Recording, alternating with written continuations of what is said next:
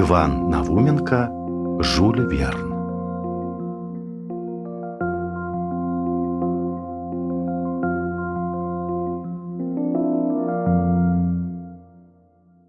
Люблю фантазію і таямнічасць. Гэта з самых малых год. Усякаму падшыванцу, калі яму міне 5 вёснаў, хочацца, каб свет хадзіў да гары нагамі. А незвычайнае пачынае вабіць з калыскі. У праўдзівасці сказанага могуць лёгка пераканацца сённяшнія бацькі. Ляжыць, напрыклад, у люльцы сінявокі чалавек, які пражыў вясну, лета, восень і яшчэ зусім не ведае, што такое зіма, падыдзі да яго, звычайна павітайся, назаві па імені, ніякага ўражання. А надзьмі шчокі, вырачы вочы, прыцмокні ў дадатак языком і маеш захапленне сінявокай істоты. Цяга да выключнага, дзіўнага, мабыць, у самой прыродзе чалавечай. Той жа чалавек, калі яму стукне 3 гады, лічыць за найвялікшае шчасце, калі бацька пераменіць сумнае вертыкальнае становішча і ўпадобіцца ў сродках перамяшчэння сваім далёкім продкам. Сын тады папаўзе за ім хоць на край свету. Ён забудзе пра цукерку, якую да гэтага канючыў цэлую гадзіну, забудзе нават на зялёнага каня, які ржэ, стоячы на сваіх драўляных колах.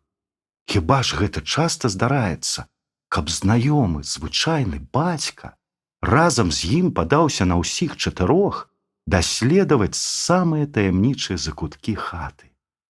Можна ўрэшце і абсядлаць бацьку, тады ён адразу стане канём і будзе імчаць з кута ў кут, варта толькі добра паддаць яму шпорамі. А калі споўніцца сыну 7 гадоў, то чым заменіш яму казку? Не абавязкова памятаць, як запісана яна ў Афанасьева ці ў неразлучных братоў Грым.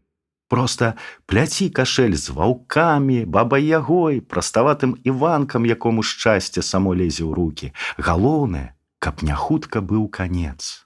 Акругленыя сынавы вочкі не зміргнуць, і чым спрытней існуе язык незвычайныя прыгоды, тым часцей і глыбей уздыхае вераб'інымі грудзьмі зачараваная істота.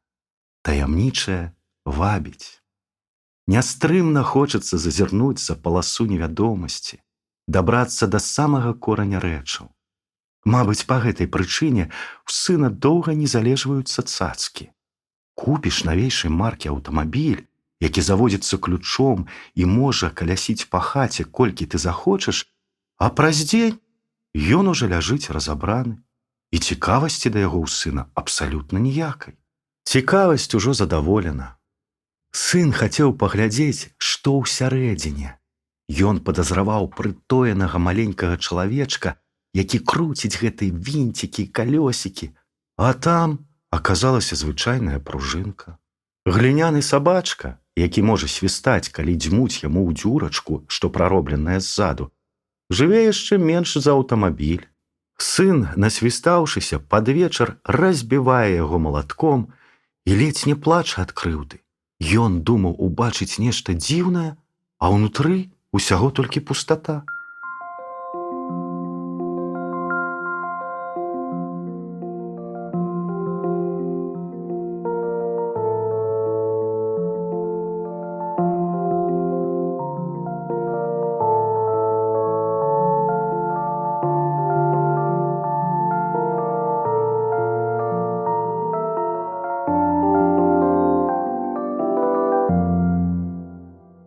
У дзяцінстве я быў хваравіты і вельмі баяўся холаду.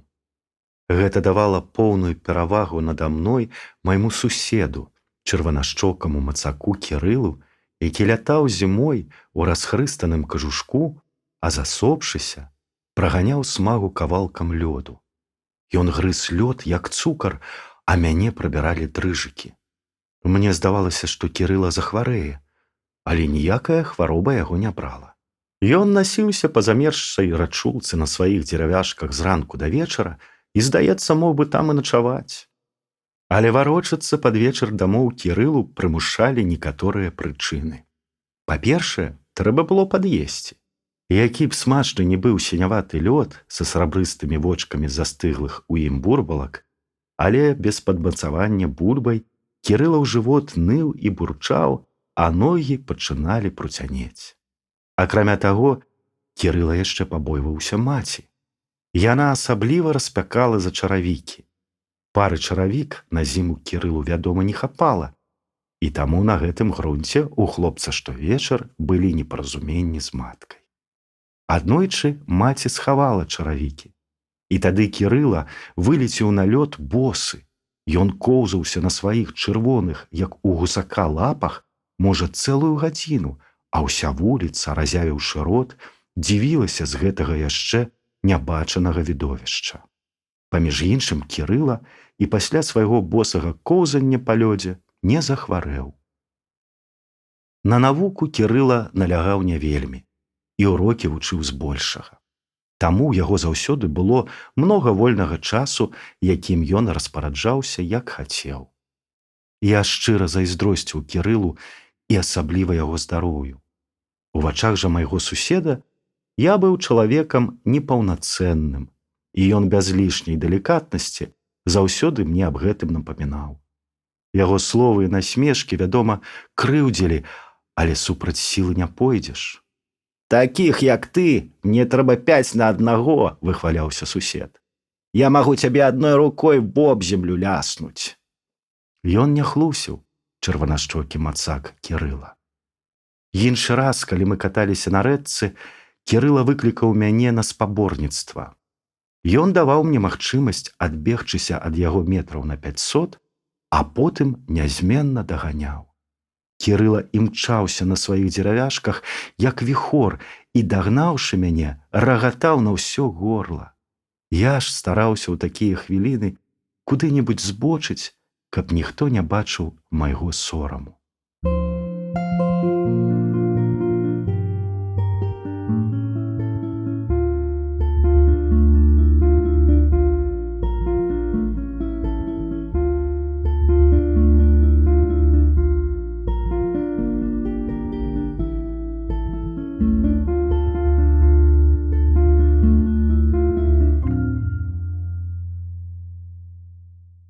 Ганарлівая Кірылава пагарда да мяне прымусіла шукаць новых сяброў.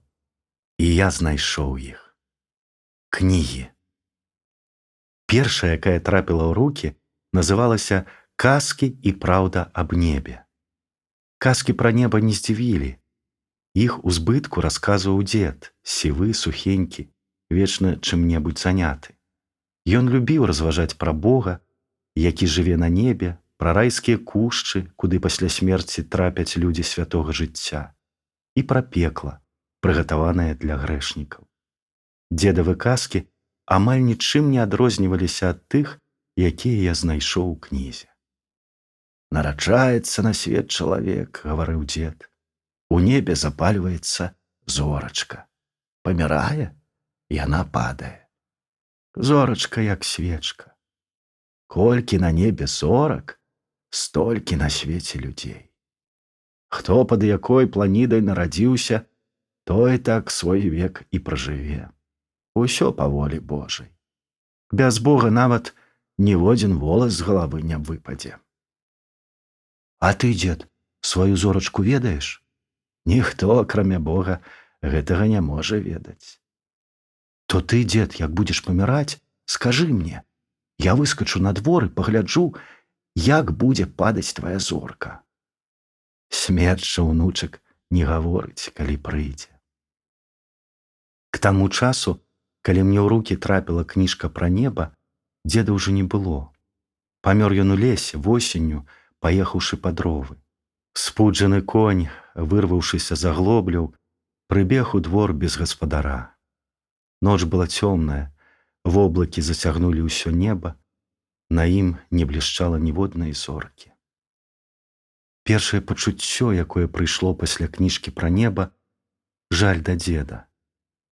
Ён памёр, і няма да яго ніякай справы ні небу, ні зоркам.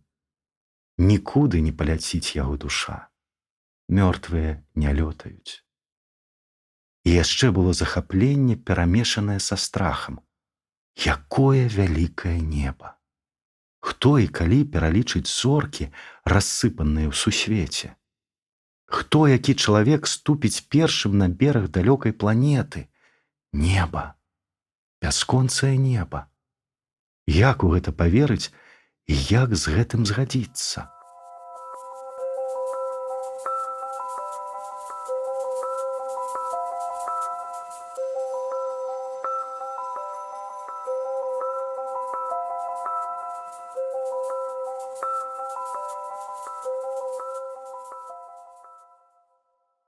Ноч, зіма.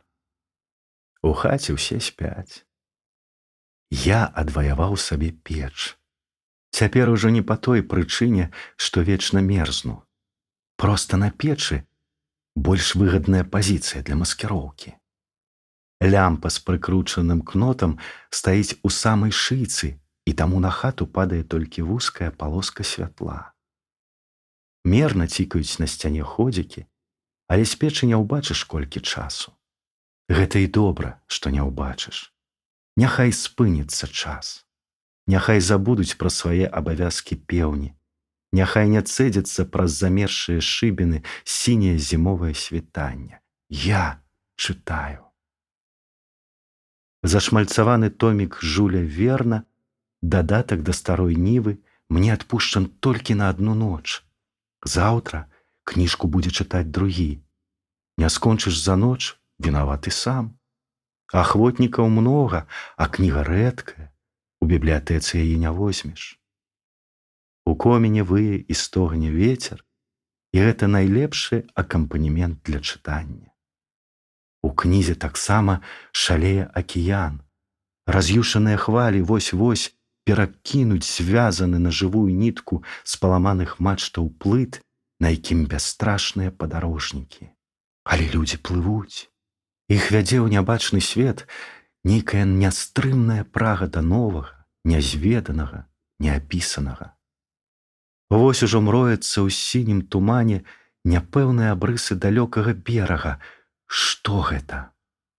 Востраў, мацярык? Ці можа проста міраж знясіленых ад голаду і смагі людзей? Страшна перагарнуць наступную старонку. А што калі зноў расчараванне, калі новыя сотні міль па салёных, бязлітасных хвалях, без пітва, без яды? Ты яшчэ не спіш? Зараз жа тушы лямпу.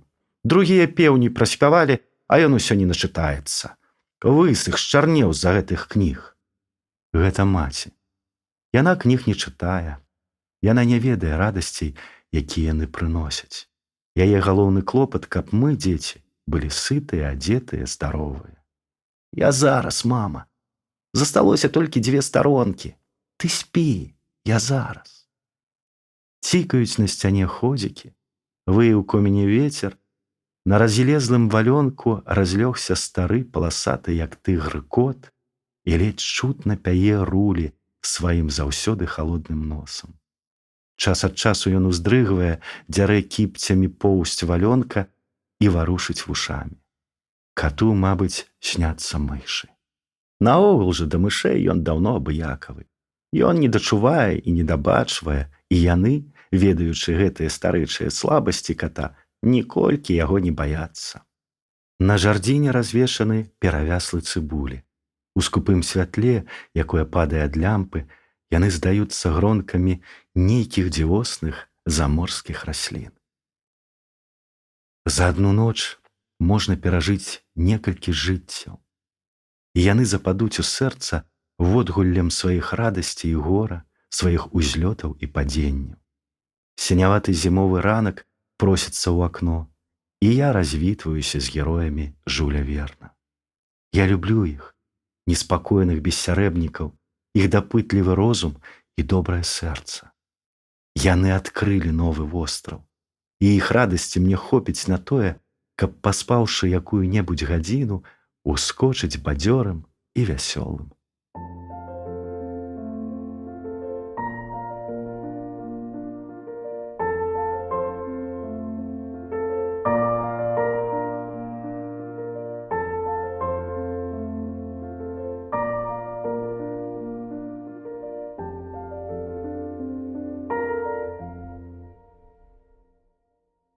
Дзякуючы Жюлю Верну, я рана пачаў вандраваць па свеце. Для гэтага не трэба было ні караблёў, ні цягнікоў, ні цягавітых мулаў. Хапала адной фантазіі. Пасля кожнай кнігі Жюля Верна я крочыў па тых самых сцежках, што і яго героі. Гэта было лёгка і ўдавалася ў любы час і ў любым месцы. Звычайная, 1000 разоў бачаная і зведаная вясковая вуліца магла стаць новай і незнаёмай. Варта было толькі выключыцца з плыні паўсядзённага жыцця. Родныя бары і бярэзнікі, у залежнасці ад патрэбы, маглі ператварыцца ў трапічныя зараснікі ці ў сібірскую тайгу. Невялікая, паўзарослая асакой і аерам рачулка-змейка, якая пятляла па сенажаці з агародамі, рабілася то блакітным нілам, то імклівую горнаю ракой. Гэта было цудоўна вандраваць па свеце. Знікала ўсё дробязнае, будзённае, душа поўнілася радасцю адкрыцця, самаахвярнасцю подзвігу. У часы такіх вандровак забываліся ўсе крыўды і згрызоты, і я адчуваў сябе найвялікшым уладаром, які раздае людзям толькі радасць і шчасце. Пазней паявіліся жывыя чараўнікі, якія правялі па свеце з компасам і картай і прымусілі пільна прыглядзецца да таго, што ляжыць пад нагамі. Геаграфію ў 5 і 6 класах выкладаў Антон Антонович Струк, нізенькі чорны чалавек з глюгматым, як у турка, носам. Яго незвычайнасць праявілася з першага ўрока. Географ таропка ўвайшоў у клас, шпурнуў на стол туга напакаваны жоўты партфель і, узяўшы рукі ў бокі, арліным позіркам акінуў прыціхлыя рады пяцікласнікаў. «Карты!» – загадаў ён страшэнна картавым голасам. «Геаграфія – навука дакладная!» Дзяжурныя кінуліся за картамі. І адразу пачалося нешта падобнае на магію. Антон Антонович не паварочваўся тварам да карты.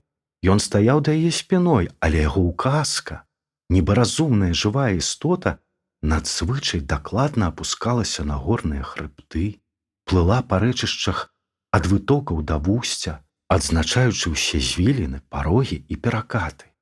Пазней высветлілася, што Антон Антонович усюды быў і ўсё бачыў. І ён ніколі аб гэтым не казаў прама, але гэта разумелася само сабой. «Мы ідзем па Сахары», – гаварыў географ. «Вады трэба ўзяць не менш, чым на 5 сутак, каб дайсці да бліжэйшага аазіса. На галаве ў нас пробкавыя шлемы, іначай мы не пройдзем і палавіны шляху. Загінем ад сонечнага ўдару. Тэмпература 56 па Цельсію. Пад нагамі гарачы нібы прысак пясок. Пакладзіце туды яйка, і яно праз паўгадзіны спячэцца. Не трэба ні агню, ні кіпятку. На сотні кіламетраў вакол нас мёртвая шэрая пустыня. Пясок, пясок і пясок. Заўважце, у ім вельмі многа серы, але яе тут не здабываюць. Расліннасці амаль няма. Толькі зрэдку ля падножжа бархана убачыш калючыя кусцікі той жа пароды, што і наш каракумскі саксаул. Прабяжыць яшчарка, можна наткнуцца на маленькую змейку, падобную на мядзянку. Яе ўкус смяртэльны. «Мы шукаем у Сахары нафту», – вёў нас далей Антон Антонович. «Нафта тут павінна быць. Аб гэтым сведчаць выветраныя рэшткі дэвона, якія трапляюцца на шляху. Некалі тут быў квітнеючы край, былі гарады і людныя паселішчы. А яшчэ раней, мільёны год назад, Сахара была дном акіяна. Мы ідём па Сахары з Антон Антоновичам месяц, 2, 3, скура ў нас стала чорная, мы загартаваліся і лягчэй пераносім страшэнную спёку. Слабыя і хворыя, вядома, адсталі, яны вярнуліся назад. Я бачыў сябе сярод тых, што загартаваліся. Назад я не вярнуўся б нават перад пагрозай смерці. Тыя, што адправіліся ў падарожжа, што адкрываюць невядомае, не павінны думаць аб смерці. Але былі сярод нас і слабыя. «Кірыла Бомзель», – выклікаў назаўтра майго суседа Антон Антонович. «Пакажы Сахару і раскажы, што ты пра яе ведаеш». Кірыла ляніва ўставаў з самай задняй парты, за якой ён сядзеў, і медведзяватай паходкай ішоў праз увесь клас да карты. Карта была нямая, і Кірылава ўказка ў пошуках Сахары блукала недзе па прасторах ледавітага акіяна. Па класу поўз прыдушаны смех. Нарэшце Кірыла спыняў пошукі, апускаў кудлатую галаву і калупаў указкай носок чаравіка. «Не можаш знайсці Сахары?» – стараючыся быць ветлівым, гаварыў географ. «Ну, тады раскажы, што ты пра яе ведаеш». «У Сахары горача», – пачынаў Кірыла і, насупліваючыся, змаўкаў. Пра Сахару ён болей нічога не памятаў. Ён стаяў абыякавы, прыціхлы і пазіраў некуды ў акно. Але так лёгка адступіцца ад някемлівага вучня географ не жадаў. Ён хацеў разбудзіць яго інтарэс. «Можа, ты ведаеш, што ёсць карыснага ў Сахары?» – дапытваўся Антон Антонович. «Там ёсць змеі, яны вельмі кусучыя», – паведамляў Кірыла і цяпер ужо змаўкаў канчаткова. Кірыла ў Сахару не збіраўся. Па свеце ён разам з намі не вандраваў, гэта было ясна. «Садзіся, вельмі дрэнна», – ужо злосна гаварыў географ. «Гэта твой 5-ты кол у чвэрці. Здаецца ж, нармальны чалавек. Галава, рукі, ногі, як у людзей, а ведаў ніякі. Завошта цябе бацька корміць хлебам? Што з цябе будзе?» Кірылава няляска да навукі была дробяззю у параўнанні з тым радасным, захапляючым, што прыносіў нам кожны урок. Свет быў вялікі, агромністы, разнастайны. Ён быў створаны для нас. З падземных глыбінь білі гаючыя ключы. Яны маглі паставіць чалавека на ногі, калі ён знямогся ў дарозе. Зямля прыхавала для нас нафту, жалеза, вугаль, золата. Гэта трэба толькі знайсці. Зямля шанавала тых, хто шукае, хто служыць ёй. Засмяглая Сахара бралася пракарміць усё чалавецтва, дай ёй толькі вады. Неспакойны вецер гатоў быў круціць усе млыны і рухавікі, толькі іх пабудуй. Упартыя рэкі маглі пацячы куды хочаш, перасячы іх шлях плацінамі. Усё ў тваёй уладзе, чалавек.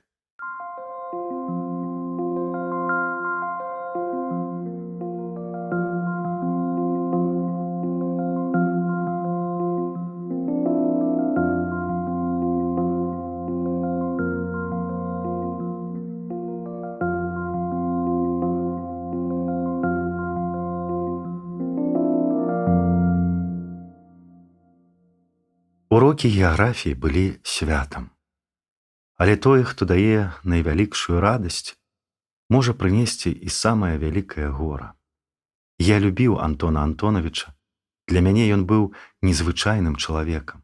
Я ставіў яго вышэй за ўсіх астатніх настаўнікаў, а да урокаў геаграфіі рыхтаваўся як да ўрачыстасці. Ні разу не запнуўся я пры адказе, і калі б мяне разбудзілі нават ноччу, я пералічыў бы ўсе рэкі, горы, нізіны любога кантынента. І ўсё-такі не я быў першым вучнем па геаграфіі. Не мяне выдзеліў Антон Антонович і не мяне хваліў ён перад усім класам. Шчасліўцам быў Андрэй Камінскі, скарочана Рэй або Комін, як звалі яго мы. Нічога асаблівага не знаходзіў я ні ў яго знешнасці, ні ў адказах, ні нават у ведах. Рэй на першы погляд выглядаў бесклапотным рагатуном, якому проста шанцавала. Здаралася, што ён збіваўся, калі адказваў, мог пераблытаць назву ракі або гары, мог нават не вывучыць урока. Але Антон Антонович яго хваліў і ўзносіў да неба. За што? Цяпер, на адлегласці, якая аддзяляе ад тых далёкіх дзён, цяжка ўспомніць усе падрабязнасці. Хутчэй за ўсё географ выдзеліў нашага аднакласніка за яго нейкую нястрымную і ненасытную цікаўнасць. Комін не мог пражыць дня без якога-небудзь захаплення. Цяжка было ўгадаць, што яго зацікавіць заўтра. Ён мог захапіцца якой-небудзь драбязой і дакучаць ёй і нам, і настаўнікам хоць цэлы тыдзень. Бацька Коміна працаваў цесляром і будаваў новыя дамы то ў нашым пасёлку, то ў суседнім саўгасе, то на торфазаводзе. Па гэтай прычыне і ў Рэі не было сталага жыхарства. Год ці паўтара ён жыў там, дзе працаваў бацька, але школы не мяняў. Адзін час зімою Рэй прыходзіў на заняткі з саўгаса за 6 кіламетраў. Можа таму, што Комін болей за нас вандраваў па аколіцах, палях і лясах, у яго скапілася так многа цікаўнасці. Аднойчы ён запытаў у географа, за колькі часу можа нарасці на балоце метр торфу. Антон Антонович не здолеў адказаць. Такое з ім здарылася ўпершыню. Ён збянтэжыўся і паабяцаў расказаць пра торф у другі раз. Антон Антонович споўніў абяцанне праз дзень. Тады Рэй устаў з-за парты і голасна заявіў, што балоту, якое называлася Багінскі мох, 10 000 гадоў. Торфам з багінскага моху, дзе яго капалі на паліва, карысталіся ўсе, але ніхто не ведаў, што ён такі старажытны. А ў хуткім часе Рэй прынёс у клас пачарнелае, цвёрдае, як камень, сцябло нейкай расліны. Ён здабыў яго з 4-метровай балотнай глыбіні і выхваляўся, што яго знаходцы 5000 гадоў. З Рэем звязана старонка жыцця, пачатак якой не хацелася б успамінаць. Чамусьці, нягледзячы на тое, што Антон Антонович хваліў яго болей за ўсіх, у класе хлопца любілі не вельмі. Можа, у гэтым таілася самая звычайная зайздрасць, якой здольны паддавацца адразу многія, а можа, была якая-небудзь іншая прычына. Ва ўсякім разе сам Рэй не крыўдзіў нікога. Ён любіў парагатаць, мог каго-небудзь злёгку падкалоць, але такія грахі меў за сабой кожны з нас. Я не любіў Рэя таксама. Мяне ставілі ў прыклад многія настаўнікі, а той, перад кім я найбольш схіліўся і чыёй пахвалы гэтак прагнуў, Антон Антонович, абраў сваім героем зусім другога. Хвілінамі мяне апаноўвала злосць на географа. Чаму ён не бачыць, што ў гэтага Рэя 7 пятніц на тыдні, што ён ветрагон і баламут, які заўтра ж забудзе геаграфію, калі стрэне што-небудзь цікавейшае.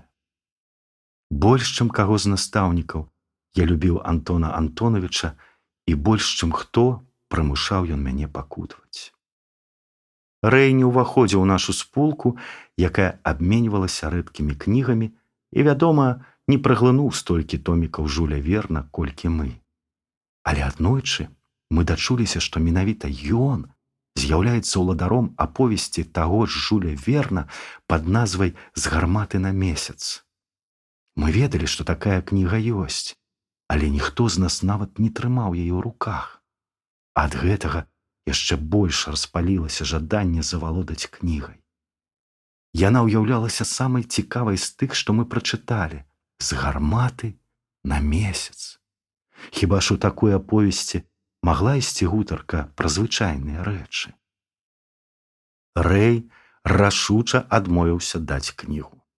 Ён не ішоў ні на якія ўступкі, не хацеў абмену, не верыў у самыя шчырыя клятвы. Комін ведаў, з кім мае справу, і ён не памыляўся. У тым, што датычыла кніг, спулка не прызнавала ніякіх правіл сумлення. Абы завалодаць кнігай, а там трава не расце. Самыя цікавыя кнігі былі ў нас, і мы іх з рук не выпускалі. Верхаводзілі ў спулцы сямікласнікі. Тыя ж, хто вучыўся ў 6 класе, былі на правах бедных родзічаў. Ім кніга давалася на адну ноч, а здаралася, што іх зусім абыходзілі. Мы, 6класнікі, вылазілі са скуры, каб выслужыцца. Выкрасці ў Рэя Жуля Верна даручылі мне. Першы план праваліўся. Перахапіць кнігу ў каго-небудзь з тых, каму Рэй яе даваў чытаць, не ўдалося. Комін адчуў, што за яго Жулем Вернам палююць, і трымаў кнігу дома. Тады прыйшлося прасіць дапамогі Кірылы. Яму было напляваць на Жуля Верна, але ён згадзіўся здружыцца з Раем, каб здабыць кнігу. Але і з гэтага нічога не выйшла. Кірыла швэндаўся на торфазавод, дзе жыў Комін, стараўся да яго паддобрацца, нават удзельнічаў у нейкіх раскопках, але Рэй яму не верыў. І ўсё ж Кірыла саслужыў нам сваю службу. Ён выведаў, што малодшы Рэяў брат Іван вельмі цікавіцца агнястрэльнай зброяй. Ён вучыўся ў 2 класе, але ў яго вучобе якраз быў часовы перапынак. Іван знайшоў дынамітны патрон, якім зрывалі пні, і паспрабаваў ім вывернуць дуб. Дуба ён не паваліў, але сваё правае вока страціў назаўсёды, бо не ўмеў як след карыстацца дынамітам. Па гэтай прычыне Іван і не хадзіў у школу. Яго вока яшчэ не зажыло. Было ясна, што з такім хлопцам, як Іван, кашу зварыць можна. Нягледзячы на сваю няўдачу з дынамітам, Іван не страціў ваяўнічасці і страшэнна любіў страляць. З-за порах ён мог зрабіць усё, што хочаш. Нядзельным майскім ранкам мы з Кірылам падышлі да Рэевага двара. Самога Коміна дома не было, гэта мы ведалі дакладна. Аднавокі Іван сядзеў на верхняй перакладзіне варот і боўтаў нагамі. Якой-небудзь разумнай прычыны сядзець у такі ранні час на варотах, вядома, не было, але ж не ўсё тое, што робіцца на свеце людзьмі, можна назваць разумным. Мы прынеслі Івану васьмушку пораху, і, убачыўшы яго, ён аж задрыжэў ад узбуджэння. Без ніякіх ваганняў ён вынес нам кнігу Жуля Верна. Рэю быў нанесен удар у самае сэрца.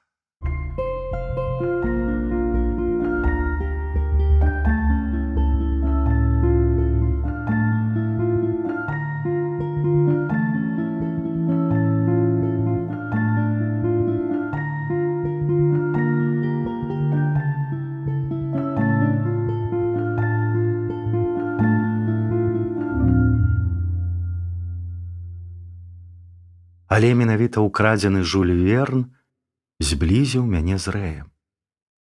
Назаўтра я прыйшоў у клас з выглядам пераможцы. Мне вельмі хацелася паглядзець, як будзе трымаць сябе Рэй. Будзе ён прасіцца, плакаць ці помсціць. Я гарэў нецярпеннем хутчэй сутыкнуцца са сваім праціўнікам і, вядома, убачыць яго прыніжаным і разбітым. Рэй не даваў поваду для радасці. Ён нікому не сказаў пра кнігу, і толькі па яго пахмурнаму твару можна было здагадацца, што ён усё ведае. Яго спецыяльна зачэплівалі, падкалвалі, але ён маўчаў, як быццам не было ні кнігі, ні палявання за ёй, ні гандлю захвочым да пораху яго братам Іванам. Пра такі канец ніхто з нас не думаў. Так цягнулася тыдзень, другі, трэці. З усімі тымі, хто памагаў выкрадаць Жуля Верна, ён размаўляў як і раней, і ў яго голасе не чулася ні пагрозы, ні злосці. Гэтая высакароднасць з боку Рэя неяк абяззброівала. Усё вырашылася пасля памятнага выпадку. Даведзенае да шаленства маўчаннем Рэя, мы самі перайшлі ў адкрытае наступленне. Здаўшы апошні экзамен за 6 клас геаграфію, мы акружылі свайго праціўніка і на яго вачах пачалі лістаць украдзенага Жуля Верна. Рэй трымаўся мужна. Ён па-ранейшаму маўчаў. Толькі ледзь-ледзь задрыжала яго верхняя губа, і ён адвярнуўся, каб не паказаць сваіх слёз. Гэтага не вытрымала спулка. Мы моўчкі аддалі Рэю Жуля Верна і прыгнечаныя пайшлі прэч. А потым я цэлае лета хадзіў на торфазавод купацца. Там было безліч глыбокіх кар'ераў, запоўненых бурай, нібы ячменная кава вадой. Пасля такога купання прыходзілася нанава абмывацца ў рачулцы Змейцы.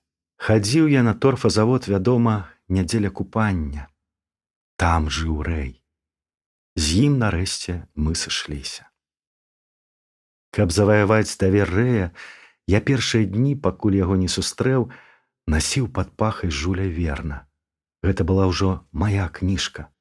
У ёй расказвалася пра падарожжа вакол зямлі за 80 дзён. І я разлічваў, што Комін яе не чытаў.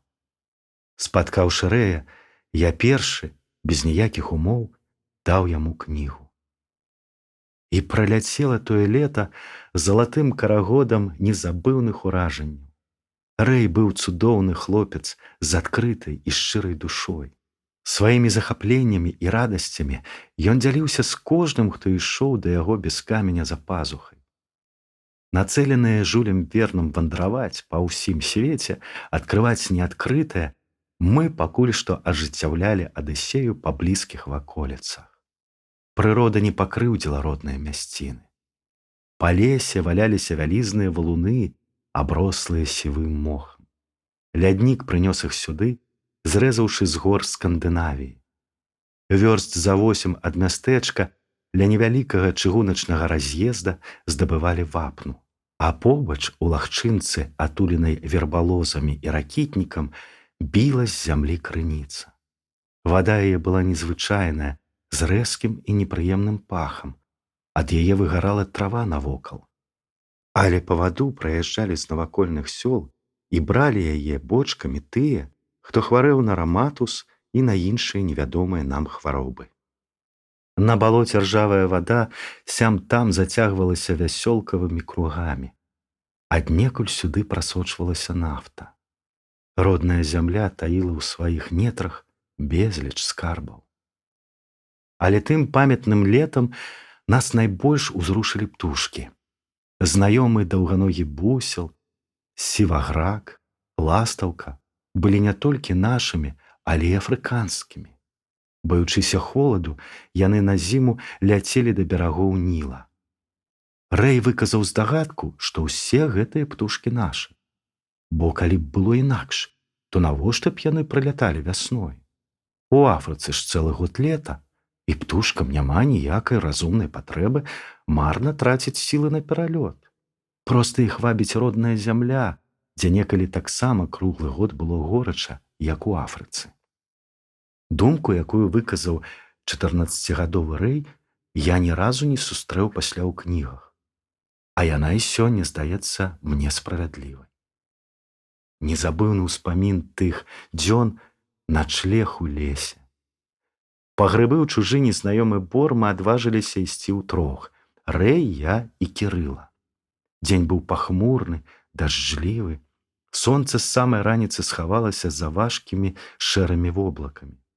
Мы, вядома, маглі вярнуцца, але заблудзіцца нам з раем, мабыць, проста хацелася. Бо навошта ж тады мы ўзялі з сабой запалкі, хлеба і сала на добрыя 2 дні? Мы прамоклі да ніткі і, вядома, заблудзіліся. І вось ноч у лесе, вялікі касцёр з яловых лапак і голля, завостраныя шпотыкі, на якіх мы пражам сала. Над намі кашлатая яловая навесь, а ў прагалах між вершалін знаёмыя зоркі, чарпак вялікай мядзведзіцы, палярная, сузор'е Арыёна, бясконцы млечны шлях. Ноччу распагодзілася. Арыентуючыся па зорках, мы маглі б знайсці патрэбны кірунак на поўнач і поўдзень, каб выйсці на шлях. Але не хацелася. Мабыць, упершыню ў жыцці мы ў збытку пілі перамешаную са страхам слодыч вялікага пачуцця самастойнасці. Вакол шумеў чужы таямнічы лес, кігікала нейкая птушка, нешта ў кустах трашчала, а мы сядзелі вакол кастра і смажылі сала. У поўнач Кірыла не вытрымаў і заплакаў. Ён быў удвая дужэйшы за кожнага з нас, але румзаў, не саромячыся сваіх слёз. Мы з Рэем яго суцяшалі.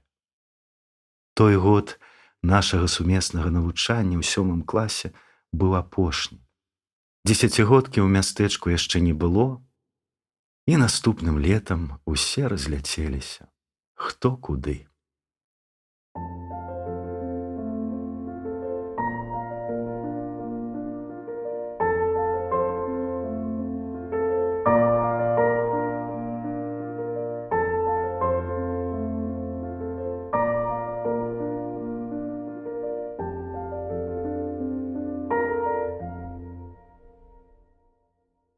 Расказана кавалачак дзяцінства далёкіх 30-х гадоў. Сёння мне столькі, колькі было майму бацьку, калі я захапляўся Жюлем Вернам. І ў мяне ёсць дзеці. Старэйшаму сыну 12, малодшаму 7. Старэйшы ўступіў у тую паласу жыцця, калі патрэбны незвычайныя прыгоды, вандроўкі і, вядома, Жюль Верн. Малодшы глытае казкі. І яны, наіўныя, думаюць, што ім першым адкрываецца вялікая неразгаданасць свету. І я закончыў той самы геаграфічны факультэт, на якім гадоў на 20 раней вучыўся Антон Антонавіч. Ведаю цяпер дасканала, што занадта вандраваць яму не прыйшлося. Як і ўсе студэнты, з'ездзіў ён на Урал, Каўказ і ўсё. Але Жюль Верн таксама многа не ездзіў і быў вялікім падарожнікам. Кірыла, дужы мой сусед, працуе настаўнікам, як і я. Шляхі нашы разышліся даўно, і зрэшты я мала аб ім ведаю. У нашым мястэчку цяпер 10-годка. Паблізу здабываюць вапну, і ёсць меркаванне, што ў хуткім часе ля серавадароднай крыніцы пабудуюць лячэбніцу. Але ні вапнай і ні лячэбніцай славута сёння мястэчка. Славу яму зарабляе Андрэй Камінскі. Ён адзін з тых, хто будаваў і запускаў спадарожнікі зямлі. Пра гэта ўжо напісана ў газетах. І нешта новае адбываецца ў нас, чаго, мабыць, не было за ўсю гісторыю. Саўгас, торфазавод і мястэчка спрачаюцца за Андрэя. Прадстаўнікі кожнага з паселішчаў даказваюць адзін аднаму, што Андрэй Камінскі нарадзіўся іменна ў іх. Спрэчкі часта ўзнікаюць і ў школе, куды ходзяць дзеці з усіх гэтых месц. Калі дзеці звяртаюцца да мяне як да суддзі, я заўсёды кажу, што Андрэй местачковец.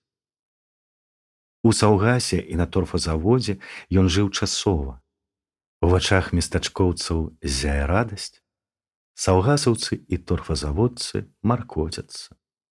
І ўсім ім разам хочацца сказаць: «Ідзі, чалавек,